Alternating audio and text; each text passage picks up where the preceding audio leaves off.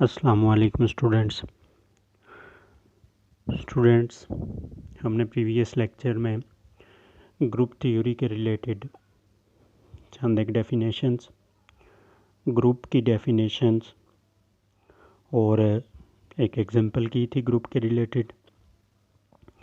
Student, previous lecture में हमने group की जो डेफिनेशन पढ़ी थी उसमें जो चंद एक बातें पढ़ी थी वो मैं हल्की रिपीट कर देता हूँ। ग्रुप की डेफिनेशन में हमने ये पढ़ा था कि अगर हमारे पास कोई भी एक गिवन जो सेट है उसमें 4 कंडीशंस होनी चाहिए। पहली ये कि वो क्लोज्ड होना चाहिए, दूसरी एसोसिएटिव लॉ होल्ड करना चाहिए। मैं शॉर्ट लिख रहा हूँ, डिटेल आपको प्रीवियस लेक्चर में मिल जाएगी। जिन लोगों ने मेरा प्रीवियस लेक्चर नहीं वॉच किया है, मैं लिंक में उसका जो है ना डिस्क्रिप्शन में उसका लिंक दूंगा, आप जो है ना उसको ज़रूर वॉच करें। वो वॉच करेंगे तो ये लेक्चर आपकी समझ में आएगा। और ये लेक्चर और वो प्रीवियस लेक्चर, ये दोनों ग्रुप थ्योरी के लिए मोस्ट इम्पॉर्टेंट हैं। तो स्टूडेंट, एक तो क्लोज्ड होना चाहिए, एक एसोसिएटिव होना चाहिए। थर्ड वन जो उसमें कंडीशन थी कि आइडेंटिटी एलिमेंट एग्जिस्ट करना चाहिए। और इसमें एक फोर्थ वन कंडीशन थी कि inverse of each element exist करना चाहिए। Inverse of each element exist करना चाहिए। तो स्टूडेंट, क्लोज्ड से मुराद जो गिवन ऑपरेशन है, एडिशन या multiplication, closed with respect to that operation. Associative law भी उसी ऑपरेशन के मुताबिक होल्ड करना चाहिए, आइडेंटिटी एलिमेंट भी उसी के मुताबिक आना चाहिए और इनवर्स ऑफ ईच एलिमेंट भी उसी के मुताबिक आना चाहिए। तो स्टूडेंट, आज के लेक्चर में हम ग्रुप थ्योरी को ही आगे कंटिन्यू करेंगे और ग्रुप थ्योरी में कुछ क्वेश्चंस लेंगे और उनको मज़ीद ये 4 बातें प्रूव करेंगे, मतलब ग्रुप्स के रिलेटेड उसको हम डिस्कस करेंगे। तो स्टार्ट करते हैं आज के पहले जो है ना क्वेश्चन को। स्टूडेंट, आज का हमारा पहला क्वेश्चन है, show that S is equal to 1 omega square when omega cube equal to 1 is an abelian group with respect to ordinary multiplication। ordinary multiplication से मुराद जो आम तरीके से हम मल्टीप्लाई करते हैं वो मल्टीप्लिकेशन है, लेकिन इसमें एक चीज़ आपके सामने ये दी हुई है कि ओमेगा क्यूब जो आपके पास आएगा वो 1 के बराबर होना चाहिए। मतलब ये कि जहाँ पर भी हमारे पास प्रोडक्ट क्यूब या उससे ग्रेटर की तरफ जाएगी तो हमारे पास उसको हम 1 लिखेंगे। तो स्टूडेंट, इसमें हम जो है ना वैल्यूज़ लेते हैं।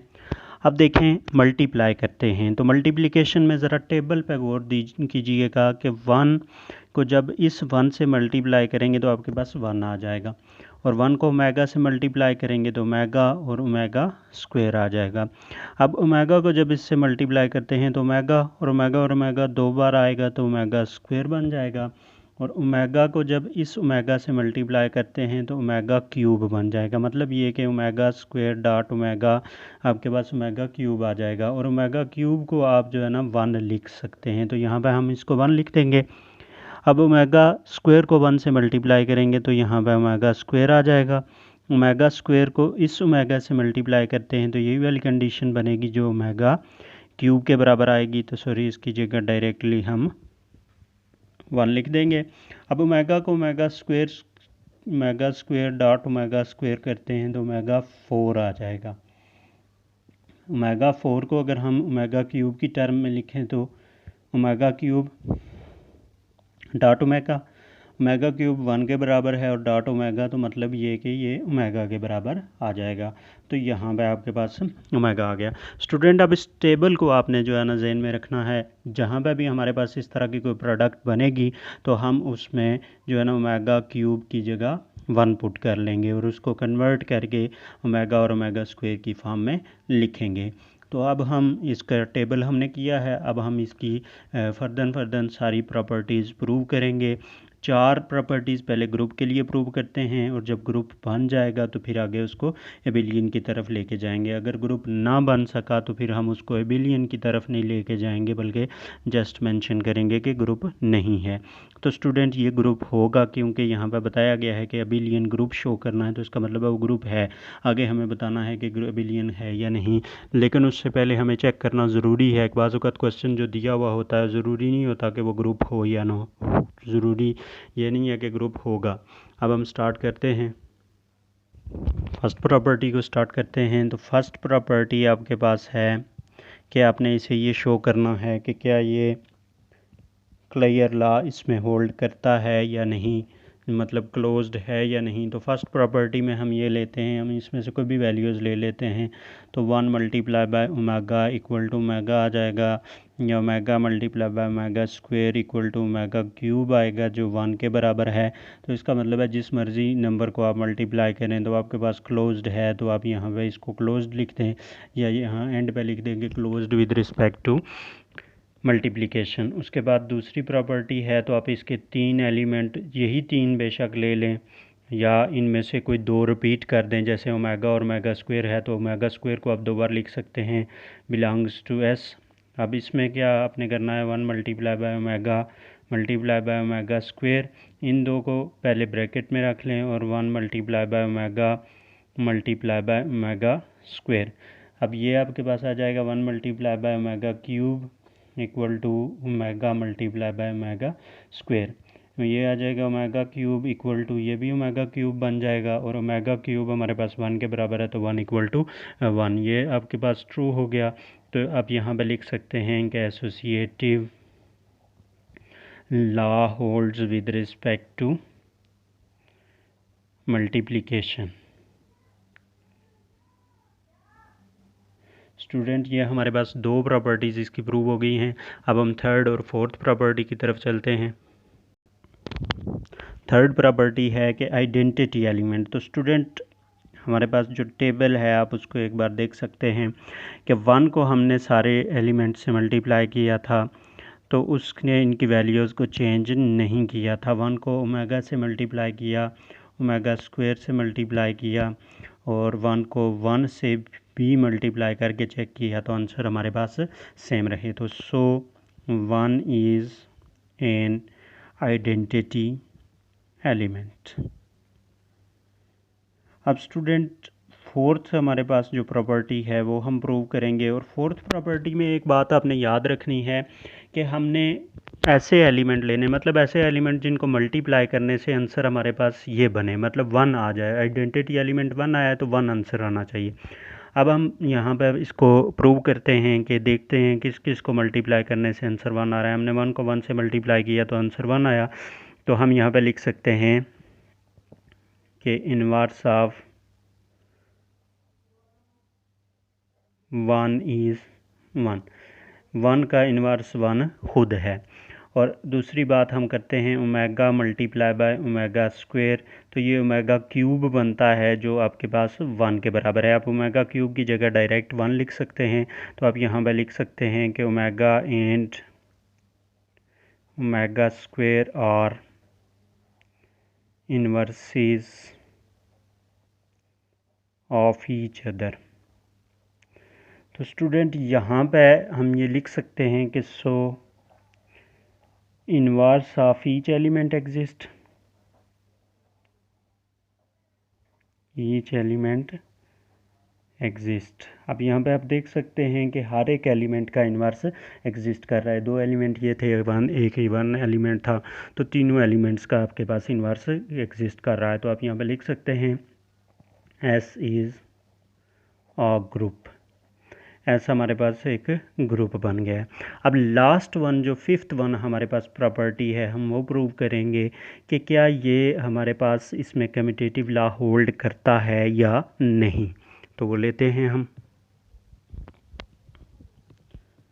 इसमें हम कोई भी 2 एलिमेंट ले लेते हैं। मैं ओमेगा और ओमेगा स्क्वायर को ही ले लेता हूँ। यहाँ पे omega square multiply by omega ले लेते हैं, तो आप यहाँ पर देखें ओमेगा स्क्वायर ओमेगा क्यूब के बराबर आ जाएगा और इक्वल टू ये भी ओमेगा क्यूब के बराबर आ जाएगा। तो इन क्यूब को 1 = 1 लिख सकते हैं। तो देखें यहाँ पे दो एलिमेंट लिए, दोनों की जगह चेंज करके अपोजिट साइड पे भी लिया और देखा दोनों साइड्स का आंसर आपस में सेम आ रहा है। तो हम यहाँ पे लिख सकते हैं कि कम्यूटेटिव लॉ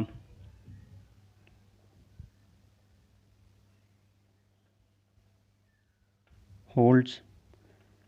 कम्यूटेटिव लॉ जब होल्ड कर रहा है तो so S is an abelian group.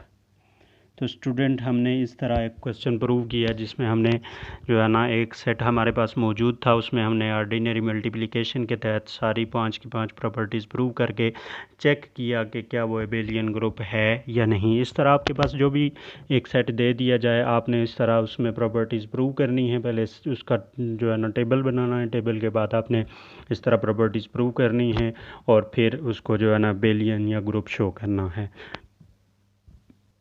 Student एक नेक्स्ट क्वेश्चन में लेता हूँ जो सेट्स से थोड़ा सा डिफरेंट है, थोड़ा सा हटके है।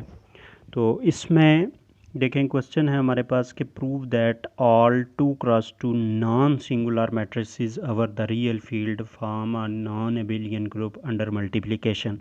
स्टूडेंट आपके पास एक ये चीज़ काबिल गौर है, उसके बाद आगे ये नॉन सिंगुलर वाली वर्डिंग और उसके बाद आपके पास जो अंडर मल्टीप्लिकेशन या एडिशन का जो उसमें ऑपरेशन दिया हुआ है वो आपने सबसे ज़्यादा तवज्जो से देखना है। तो पहली बात ये है कि हम जो बात करते हैं कि नॉन सिंगुलर, कोई भी ऐसा मैट्रिक्स जो नॉन सिंगुलर हो, नॉन सिंगुलर मैट्रिक्स का इन्वर्स एग्जिस्ट करता है। Non singular matrix has inverse, non singular matrix का इन्वर्स होता है या नॉन सिंगुलर मैट्रिक्स का इन्वर्स एग्जिस्ट करता है। अगर सिंगुलर होगा तो ज़ाहिर बात है कि उसका डिटर्मिनेंट 0 के बराबर हो जाएगा, तो उसका इन्वर्स एग्जिस्ट नहीं करेगा। पहली बात यह कि इसका इन्वर्स एग्जिस्ट करेगा, ये बात क्लियर हो गई है। अब हम दूसरी बात ये करते हैं कि ऑल 2x2 मैट्रिसेस, मतलब ये कि जो मैट्रिसेस हैं हमारे पास वो ऑर्डर सेम ऑर्डर के मैट्रिसेस हैं। तो देखें हम यहाँ पर करते हैं कि let A and B are 2 matrices, कोई भी दो मैट्रिसेस हैं ऑफ ऑर्डर 2x2। ए और बी हमारे पास कोई भी दो मैट्रिसेस हैं ऑर्डर 2x2 के, तो देन ए बी इनकी जो प्रोडक्ट बनेगी इज़ आल्सो ऑर्डर 2x2। कोई भी दो सेम ऑर्डर के जब मैट्रिसेस को आप मल्टीप्लाई करते हैं तो उनकी जो प्रोडक्ट बनती है वो भी उसी ऑर्डर की होती है जो उन दो मैट्रिसेस का ऑर्डर है। मतलब इसका भी ऑर्डर 2x2 है, इसका भी ऑर्डर 2x2 है, तो इनकी जो प्रोडक्ट से एक नया मैट्रिक्स बनेगा वो भी 2x2 का बन जाएगा। तो इसका मतलब है कि जो प्रोडक्ट में हमारे पास ऑर्डर बनेगा वो 2x2 बनेगा। इसका मतलब जब आपके पास प्रोडक्ट आ जाए तो वो वापस उसी चीज़ से बिलोंग कर रही हो, उसी सेट से बिलोंग कर रही हो या उसी कैटेगरी में आ रही हो, तो इसका मतलब है कि आपके पास क्लियर लॉ होल्ड करें, मतलब क्लोज्ड हो गया है। अब जब हम दूसरी बात करते हैं, ये तो फर्स्ट हमारे पास स्टेप था। जब हम दूसरे स्टेप की बात करते हैं तो दूसरा स्टेप हमारे पास है मल्टीप्लिकेशन। जब उसकी एसोसिएशन की बात करते हैं तो हम यहाँ पर लेट कर लेते हैं कि ए बी सी और 2x2 ऑर्डर मैट्रिसेस, ये हमारे पास 2x2 ऑर्डर के मैट्रिसेस हैं। तो देखें जब ये आपके पास 2x2 मैट्रिसेस के ऑर्डर हैं तो इनकी जो प्रोडक्ट बनेगी A B C equal to A B into C is also 2x2, ये भी आपके पास 2x2 ऑर्डर की बन जाएगी। क्योंकि अब यहाँ पे चेक करें कि पहले ये दो मैट्रिसेस ये भी सेम ऑर्डर के हैं, तो जब इनकी प्रोडक्ट बनेगी तो जैसे यहाँ पे ऊपर ये ए बी बना है, इसी तरह इनकी जो प्रोडक्ट बनेगी वो भी 2x2 की बनेगी। और एक नया मैट्रिक्स जब हम 2x2 का लेंगे तो उसको इसके साथ मल्टीप्लाई करेंगे तो वो भी 2x2 की बनेगी। तो इसकी ये पूरी प्रोडक्ट भी 2x2 की बन जाएगी और ये पूरी प्रोडक्ट भी 2x2 की बन जाएगी। तो इसका मतलब है कि ये भी उसी फील्ड से बिलोंग करते हैं। अब हम नेक्स्ट थर्ड वन की तरफ चलते हैं। थर्ड हमारे पास कंडीशन है कि क्या इसमें आइडेंटिटी एलिमेंट एग्जिस्ट करता है या नहीं। तो देखें हमारे पास आइडेंटिटी जो ऑर्डर 2x2 का मैट्रिक्स बनेगा, तो हम यहाँ पे लिख सकते हैं कि द आइडेंटिटी मैट्रिक्स आई से आइडेंटिटी को हम जाहिर करते हैं। तो 0 1 0 0 1 ये ऑर्डर 2x2 का मैट्रिक्स बनेगा। तो देखें ये ऑर्डर 2x2 का है, तो हम ए बी सी डी जिस मर्ज़ी मैट्रिक्स ऑर्डर 2x2 से इसको मल्टीप्लाई करेंगे तो ये उसी सेट से बिलोंग करेगा। फ़र्ज़ किया वो सेट ऐसे है तो उसी से बिलोंग करेगा। ये कुछ भी नाम दिया हुआ है, जो भी आप यहाँ पर नाम दे सकते हैं। मैंने नाम नहीं दिया इसीलिए कि आप अपनी मर्ज़ी से जो भी नाम देना चाहते हैं दे सकते हैं। तो अब ये पहले भी बात हो चुकी है कि जब आप सेम आर्डर के दो मैट्रिसेस को मल्टीप्लाई करते हैं तो उनका आंसर जो आता है वही आर्डर का आ जाता है। जैसे हमने ए और बी 2x2 मैट्रिसेस थे तो उनको मल्टीप्लाई किया तो ए बी भी 2x2 गया, और इसी तरह यहाँ पर भी 2x2 है। इसी तरह आइडेंटिटी मैट्रिक्स को जब उन सब से मल्टीप्लाई करोगे तो वही मैट्रिक्स आ जाएगा, क्योंकि आइडेंटिटी मैट्रिक्स एक ऐसा मैट्रिक्स होता है कि इसको किसी भी मैट्रिक्स से मल्टीप्लाई करें तो उसका जो है ना आपके पास वापस वही आ जाता है। उसके बाद यहाँ पे हम बात करते हैं इन्वर्स की। तो यहाँ पे जब बात करेंगे तो inverse of each 2x2 order non singular matrix